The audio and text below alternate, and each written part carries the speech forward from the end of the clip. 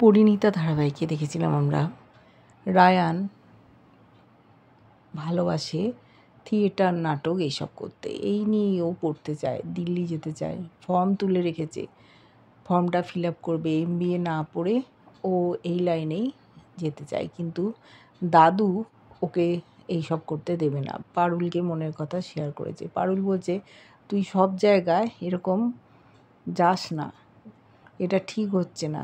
MBAটা করছিস, মাঝপথে ছেড়ে গেলে ভালো হবে না, এটা শেষ করে নে।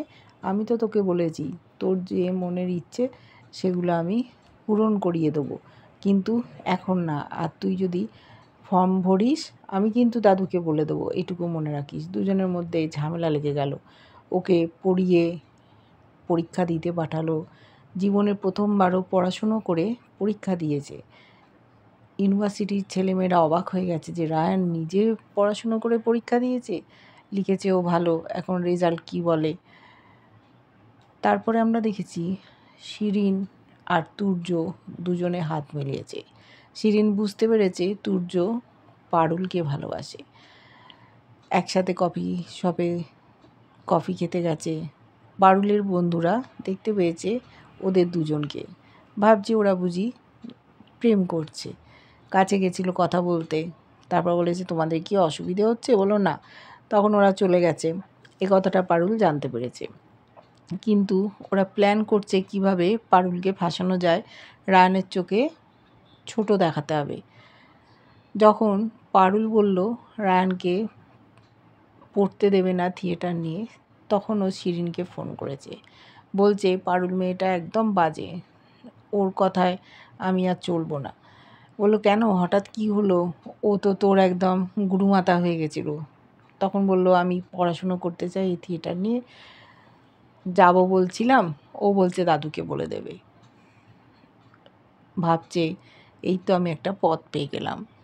তখন ও মনে মনে বলছে তুই যেখানে খুশি যাবি। বলল তোর কোনো মন খারাপ করবে না? বলছে না, মন খারাপ করবে কেন, তুই তো পড়াশুনো করতে যাচ্ছিস, সেরকম হলে দেখা করে আসবো, আর আমাদের সম্পর্কটা একই রকম থাকবে।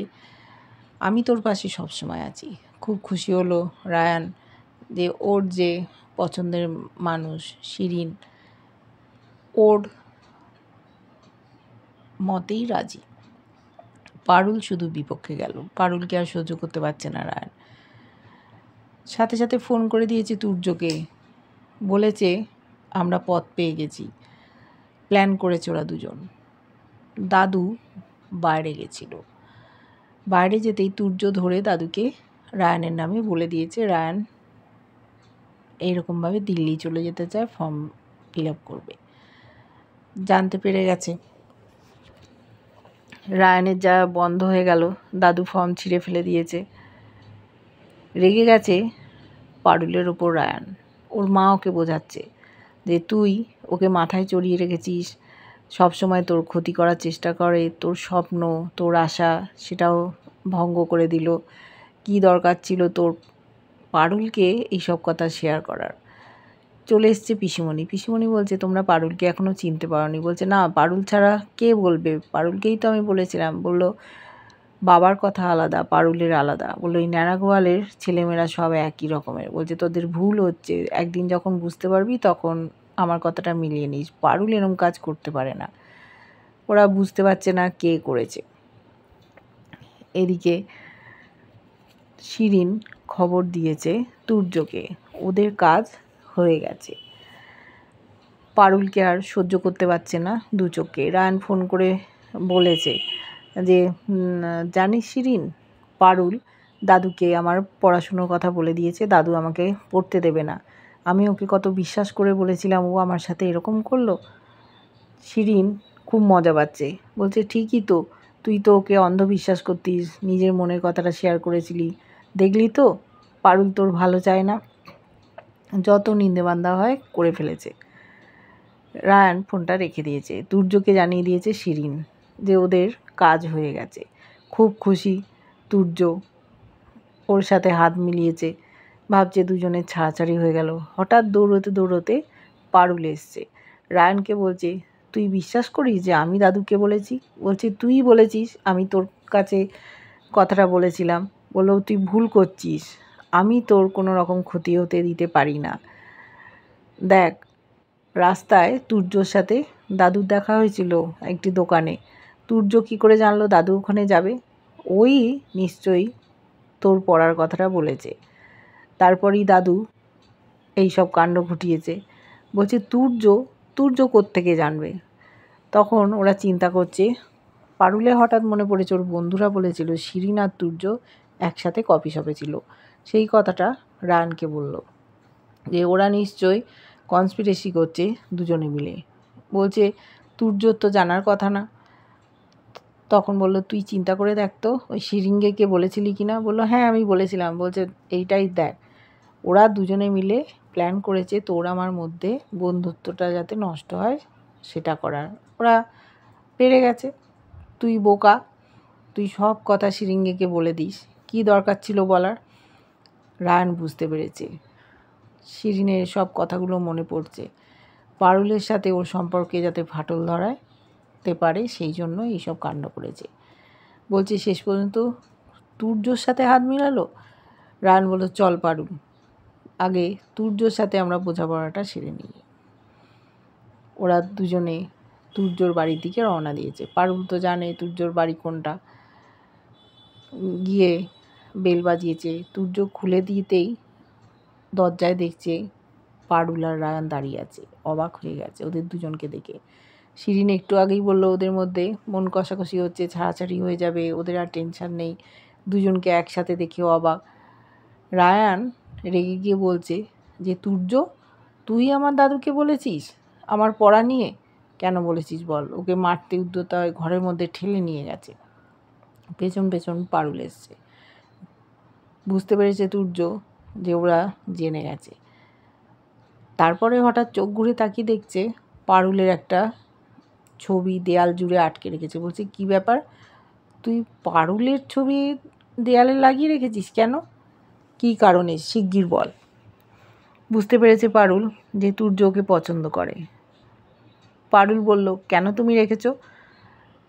তোমাকে জবাবদিহি করতে হবে। আর দাদুকে কেন বলেছো?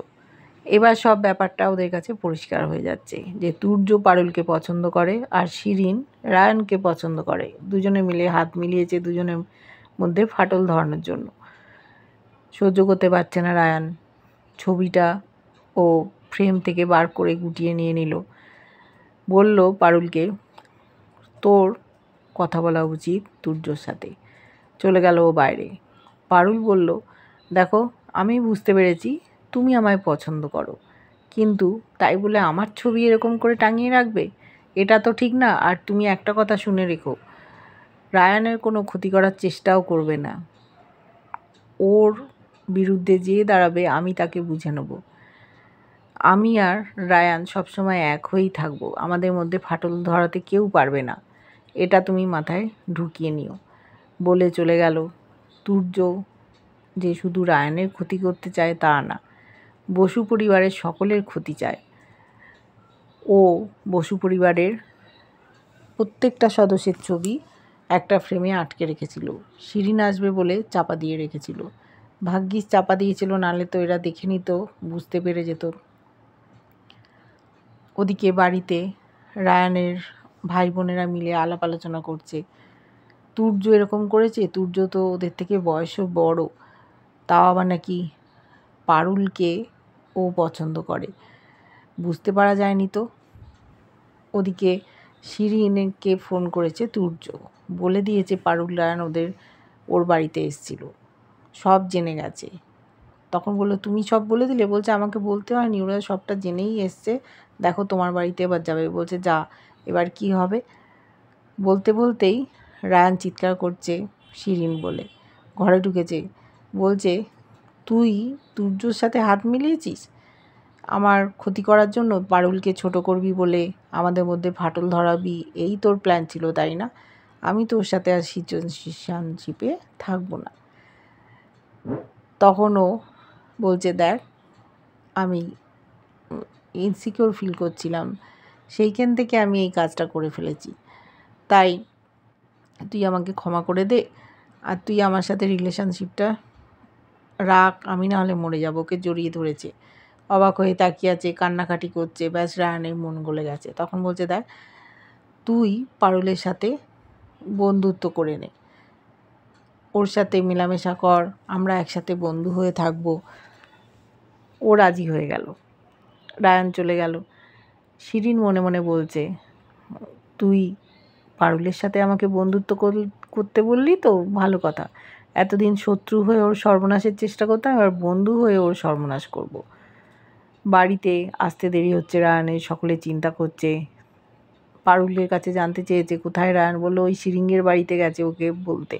বলছে এত দেরি হচ্ছে, বড়দা বলছে তুমি ওকে একা ছেড়ে দিলে, ওই মেয়েটাকে কোনো ভরসা নেই। বড় বউ ওকে বারণ করছে, এইভাবে তুমি কথা বলো না।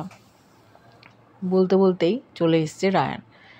রায়ান এসে বলছে যে শিরিনের সাথে কথা হয়ে গেছে, ও পারুলের সাথে বন্ধুত্ব করতে রাজি।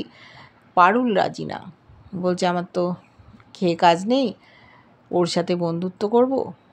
কিন্তু বলল যে তুই একবার বন্ধু করে নে, আর কোনো সমস্যা হবে না, আমরা সবাই একসাথেই মিলেমিশে থাকবো।